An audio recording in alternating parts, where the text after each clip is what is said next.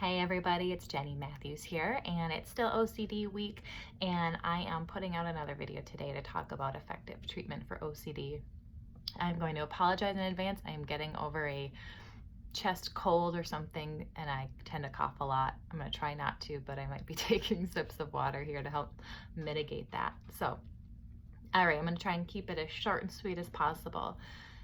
Effective treatment for OCD involves CBT, specifically using exposure and response prevention. I think this is really important to highlight because many therapists use CBT in their practices but aren't trained specifically with exposure and response prevention, also known as ERP, which is the component of treatment that is absolutely necessary for OCD and really helpful for other anxiety disorders as well. So basically, exposure is kind of like what it sounds. So exposure is facing your fear, but then that response prevention part is basically meaning that we resist the urge to engage in the compulsive behavior. So both of those are really important for effective treatment: exposure and not engaging in the compulsive behavior. Okay, so let me walk through an example of how this might look. I'm going to give an example with an OCD theme that's not very commonly talked about, in the media or movies, because what we generally see, I think, in those instances are like OCD looking like people who have, symmetry-related OCD or contamination. Those are what we see and talk about a little bit more, but there's actually a lot of other subtypes of OCD that just don't get talked about. So I'm going to talk about one that's under the theme of harm OCD, which basically means that this person is fearful of basically harming somebody else or themselves. They don't want to, but it's a fear of theirs.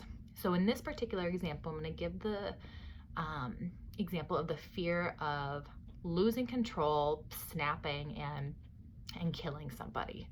So there are two different types of exposures that we could do. There's in vivo and there's imaginal. So I'll give some examples of both. So with in vivo, this is something we can physically do, like a physically live exposure. So some examples of this would be, let's look at where this person might be avoiding knives or any other kind of, could be a weapon or other things. And let's actually just stop avoiding for now. So in this case, this person could have removed all the knives from their home, or they could be locked up. So we would have somebody actually start by putting them back where they would normally go, like in your drawer or in the knife block. So just doing that is exposure in itself and learning to tolerate that.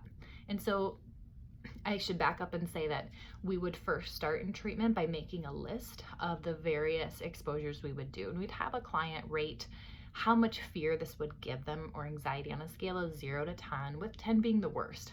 We don't want to start by flooding somebody. So we wouldn't start, somewhere where if they're rating it like 8, 9, or 10. We want to start slow and help people get used to tolerating the anxiety and distress.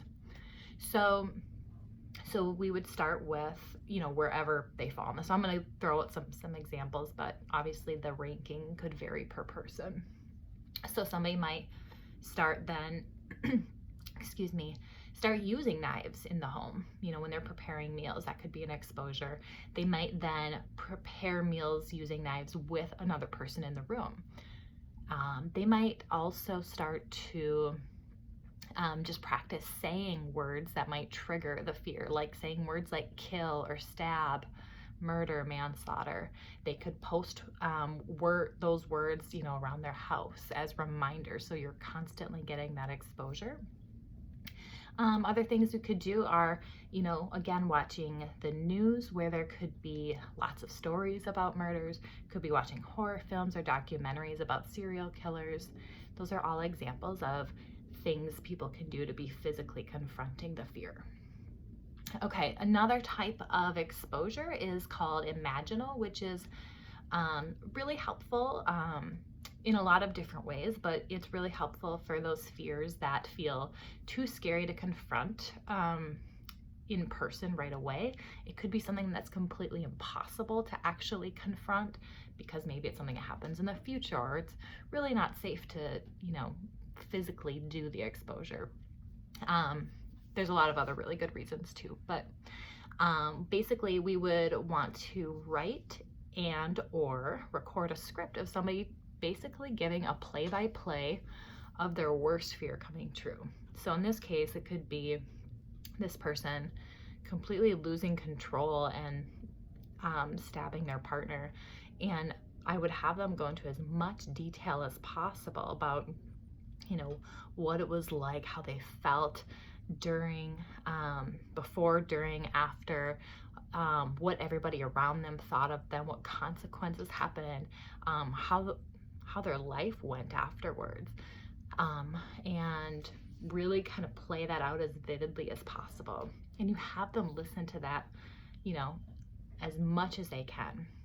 And so the whole point here is to, again, really get somebody to expose themselves, really face that fear, not be running from it. And our goal here isn't to like disprove the OCD, like that they'd actually never do it, because OCD won't work with that. It's only gonna want to, it's gonna say, yeah, but I could.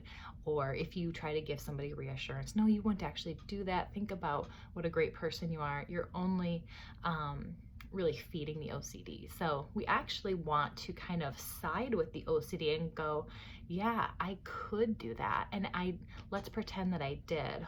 What would my life look like? And how would I cope and deal with that? And so you actually kind of want to take control of OCD in that way by saying, all right, I'm not going to avoid you. I'm actually going to go with you on this and let these thoughts be here. So you're really working on changing your relationship with the OCD, and not necessarily trying to prove that it's wrong. Okay, I hope that's helpful. So again, that's a little wrap up of what exposure might look like in treatment for OCD. Stay tuned tomorrow because I'll be doing my own exposure. I'm not going to tell you what it is. You'll have to watch and find out. Okay, take care. Bye-bye.